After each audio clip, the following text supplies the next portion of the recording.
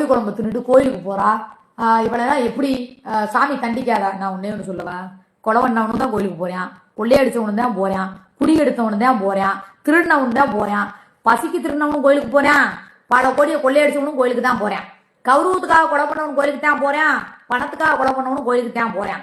இப்படியெல்லாம் போய் சாமி கும்பிடுறப்ப அந்த சாமி ஏத்துக்கும் போது கறியை தின்னுட்டு போறதா சாமி ஏத்துக்காம போகுது. அவர் எப்பவுமே பார்க்கக்கூடியது எந்த கடவுளா இருந்தாலும், எந்த மதத்தை சார்ந்த கடவுளா இருந்தாலும், கடவுள் பார்க்கக்கூடிய ஒரே விஷயம் உன் உள்ளம் தூய்மையா இருக்கா. வெளியே நீ குளிச்சு முழுகி பட்டைய போட்டுட்டு பல பேர் குடிய கெடுத்து பல பேர் காசை புடுங்கி தின்னுட்டு பல பேரை ஏமாத்தி கொள்ளையடிச்சு வயிற்றுல அடிச்சு வாயில அடிச்சு புடுங்கி தின்னு கோயிலுக்கு போனாதான் பாவம். வயிறார சாப்பிட்டு மனசார தூங்கி எந்திரிச்சு ஒருத்தனுக்கு உண்மையா வாழ்ந்து ஒரு நம்ம கடவுளே அப்பா முருகா நீயே எனக்கு சரணம், நீயே எனக்கு எல்லாமே அப்படின்னு போறவங்கள ஒன்றும் தண்டிக்க மாட்டார்.